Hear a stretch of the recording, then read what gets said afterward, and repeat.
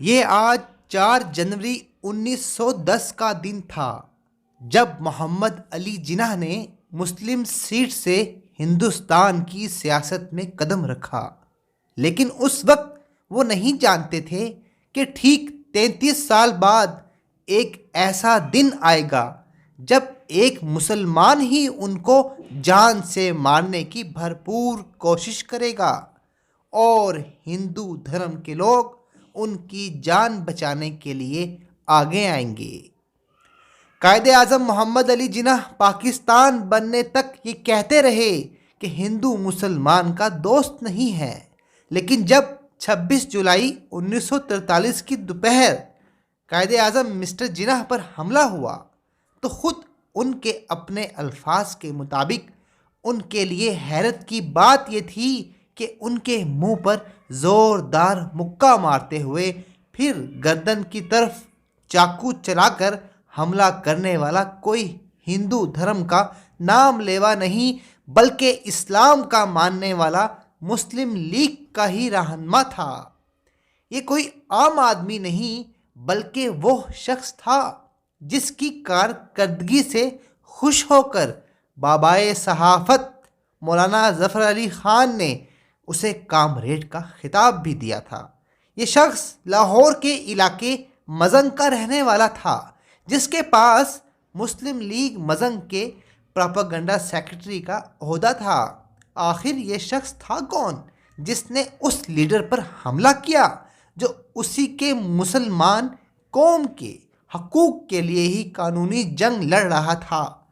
Mister جناح کے بھانجے اکبر پیر بھائی، جو جناح کی چھوٹی بہن مریم بائی کے بیٹے تھے، ان کی کتاب جناح پر قاتلانہ حملہ جو دسمبر 1943 میں پبلش ہوئی، اس کتاب کے مطابق 26 جولائی 1943 کو مسٹر جناح بمبئی میں ماؤنٹ پلیزنٹ روڈ پر اپنے بنگلے میں قائم آفس میں کام کر رہے تھے۔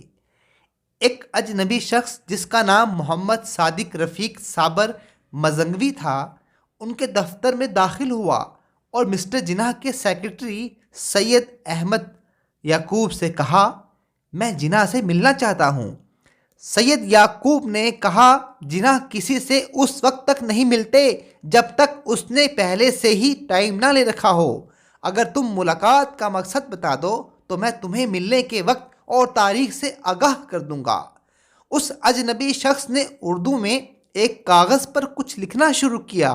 اتنے میں جناح کسی فائل کی تلاش میں سیکرٹری کے کمرے میں آئے تو اس شخص کو دیکھ کر انہوں نے سیکرٹری سے پوچھا، یہ کون ہے اور کیا چاہتے ہیں؟ سیکرٹری نے بتایا، یہ آپ سے ملنے کے خواہش مند ہیں۔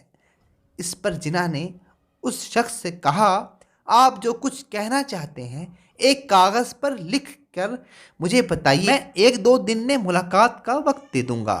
ملاقاتی نے اس وقت ملاقات پر زور دیا تو جناح نے کہا، میں بہت مصروف ہوں، اس لیے فوری طور پر ملاقات نہیں کر سکتا۔ اتنے میں اس شخص نے ایک زبردست مکہ مسٹر جناح کے منہ پر مارا اور اپنی جیب سے چاقو نکال کر حملہ کر دیا۔ یہ حملہ اتنا شدید تھا کہ جناح کا قتل ہو سکتا تھا، لیکن مسٹر جناح نے جواب دیتے ہوئے اپنا بایاں ہاتھ اٹھایا اور حملہ کرنے والے کا ہاتھ پکڑ لیا، جس کا نتیجہ یہ نکلا کہ حملے کا زور ٹوٹ گیا۔ اس شخص نے زور لگایا، اپنا ہاتھ جھکا کر چاقو کی گردن تک لے گیا۔ نشانہ خطا ہوا اور چاقو جناح کی تھوڑی پر لگا۔ جناح زخمی ہو گئے، خون بہنے لگا۔ قریب تھا کہ لڑائی زور پکڑتی۔ اتنی دیر میں جناح اور ان کے سیکرٹری سید احمد یعقوب کی مدد کے لیے بنگلے کا پٹھان چوکیدار شاہ محمد بھی شور سن کر اندر آ گیا۔ مسٹر جناح کا ڈرائیور عبدالغنی بھی بھاگ کر آیا اور سب نے مل کر حملہ آور کو دبوچ لیا۔ فوری طور پر مسٹر جناح کو بنگلے کے فرسٹ فلور پر لے جایا گیا، جہاں فاطمہ جناح موجود تھیں۔ ڈاکٹر مسینہ اور گام دیوی پولیس اسٹیشن کو اطلاع دی گئی۔ انگریز انسپکٹر ولیم جارج بنگلے پر پہنچ گئے، ملزم کو اپنی حراست میں لیا اور محمد علی جناح کا بیان ریکارڈ کیا۔ پولیس کی انویسٹیگیشن سے معلوم ہوا کہ حملہ آور مجلس احرار، خاکسار تحریک اور اتحاد ملت جماعتوں کا بھی رکن رہا۔ قاتلانہ حملے میں محفوظ رہنے کے بعد جناح نے فوری طور پر ایک اخباری بیان جاری کیا جس میں انہوں نے کہا یہ ایک سوچا سمجھا منصوبہ تھا لیکن انہیں زیادہ چوٹ نہیں آئی۔ میں اس وقت کچھ کہنا نہیں چاہتا زیادہ، لیکن مسلمانوں سے پرامن رہنے کی اپیل کرتا ہوں۔ ہمیں شکر ادا کرنا چاہیے کہ میں بچ گیا، لیکن مجھے شدید افسوس ہے کہ یہ بزدلانہ حملہ ایک مسلمان نے کیا تھا۔ جناح پر قاتلانہ حملے کا ہندوستان بھر میں شدید رد عمل آیا۔ مختلف نیوز پیپرز نے اس نیوز کو پبلش کیا۔ جناح کے قتل کی افواہیں سن کر جی ایم سید بے ہوش ہو گئے۔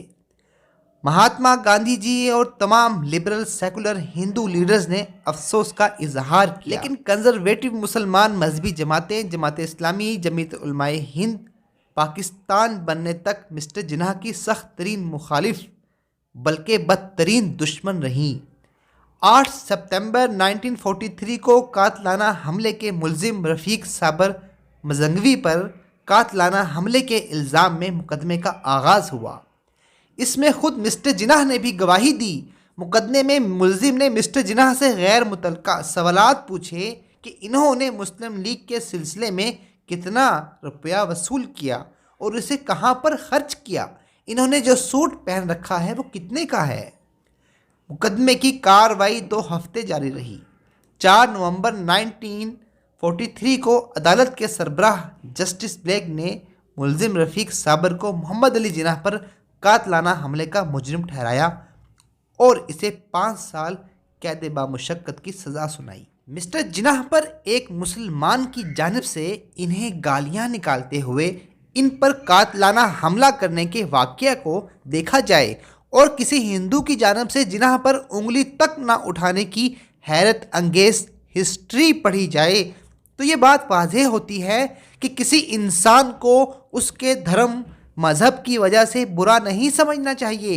ایک انسان کا اچھا یا برا ہونا اس کے خاندان کا پتہ بتاتا ہے، مذہب کا نہیں، کیونکہ مذہب تو سارے ہی امن اور پیار کا درس دیتے ہیں۔ سجاد پیرزادہ کی طرف سے بہت بہت پیار، اپنا خیال رکھیے۔